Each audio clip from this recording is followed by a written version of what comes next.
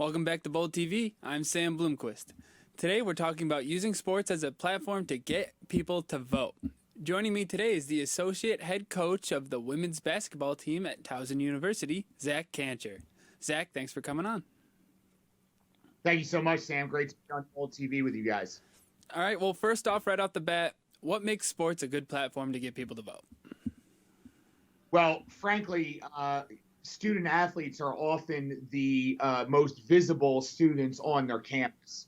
So when student athletes are invested in the civic process, invested in democracy, lowercase d, right, then often that has a great effect on the other students on campus to try to maximize their exposure to increase awareness about voting, about civic engagement in general. So when student athletes are involved, when professional athletes are involved, obviously we've seen LeBron James has a voting organization. Chris Paul works with Michelle Obama, obviously, on her voting efforts. I think that obviously provides a great outlet for other people to become aware of civic engagement initiatives and being engaged in the voting process. So essentially you're using these student athletes as increased exposure on the campuses? Well, not necessarily. I mean, because the majority of our students on campus are student athletes right now, we created an organization called TU Athletes Vote, which is designed specifically for student athletes to have them be our teams to be fully registered to vote. And we're almost at that number right now, almost at that saturation level, but also to provide engagement and awareness as far as what's actually going on with this election and how do you make sure that your vote counts. It's nonpartisan. All we're trying to do is increase education and engagement levels with the voting process. And because so many student athletes are voting absentee because they're either an in-state voter but from another county or from out of state altogether, this is a new process for them. And we're trying to make sure that they're learning how to vote properly, how to make sure their vote counts, and then also how to research their ballot ahead of time to make sure they know for whom they want to cast their ballot. And I think something important you just touched on there, nonpartisan. It's not who you're voting for, but the fact that you do have the right to vote. And no matter what side of politics you're on, where can you find resources just to get educated to make sure you are voting in your own favor? Yeah, absolutely. So you can't be making a decision on whom to vote for if you don't know where to look the information up, correct? So there's a couple of great resources. Here at Towson University, we use a resource called vote411.org. That allows you just to type in your voter registration address, and it'll show you what candidates are actually appearing on your ballot. Ballotpedia, another great nonpartisan website to use. Rip off of Wikipedia, but again, same thing. You enter your address and it'll show you who's going to appear on your ballot. We talk about all the time downloading sample ballots from your state board of elections website or your county board of elections website, and that'll show you, the answers to the test ahead of time. And then we also talk about going to the source, right? Because only a serious candidate for any position will have a website that spells out where she or he stands on any issue and what her or his plans are if she or he is elected or reelected.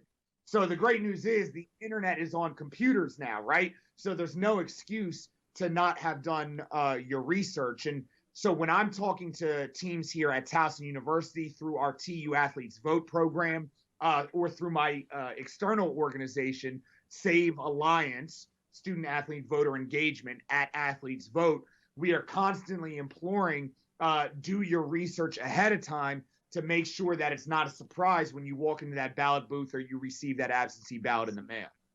And let's just say I'm only doing undergrad. I'm only in college for 4 years. A lot of the focus right now is on the national election, but why is it important that students, student athletes, everybody get more involved in their local elections?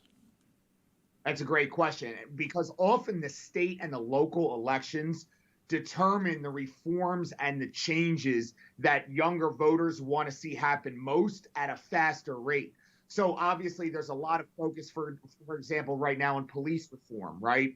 And so those changes for police reform, whether they're body camera rules or whether they're self-reporting rules or whatever they are, right? Using mental health organizations to respond to cases of mental health issues instead of police forces responding, for example.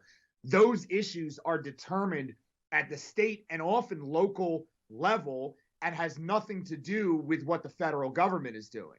So that's another aspect of what it is that my organizations have been attempting to get across, both internally here at Towson with TU Athletes Vote, and of course my external organization, Save Alliance at Athletes Vote, is that understanding that the down ballot or the down ticket elections often have a bigger impact on a student's day to day and the things they care about most than what goes on at, say, the federal level or the presidential election, even though there's so much focus on that in this election and in any presidential election moving forward.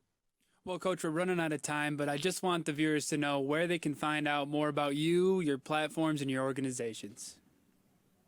Absolutely. So again, I have two different organizations. The first one is internally here at Towson University. The name of the organization is TU Athletes Vote. You can find it on social media at TU Athletes Vote.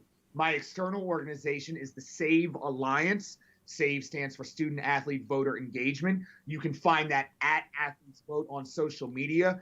Pretty much every night for the past 2 months, I've been speaking to different teams around the country, providing election and voting scouting reports.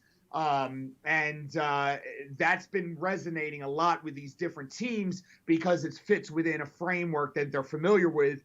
A scouting report like they're getting ready to play a game, against another team. Same thing here. They're learning how the Electoral College works, how down ballot elections work, and how to research your candidates ahead of time. So at TU Athletes Vote, at Athletes Vote, both great resources, both nonpartisan, really designed to engage young voters in the voting process and to create habitual voters.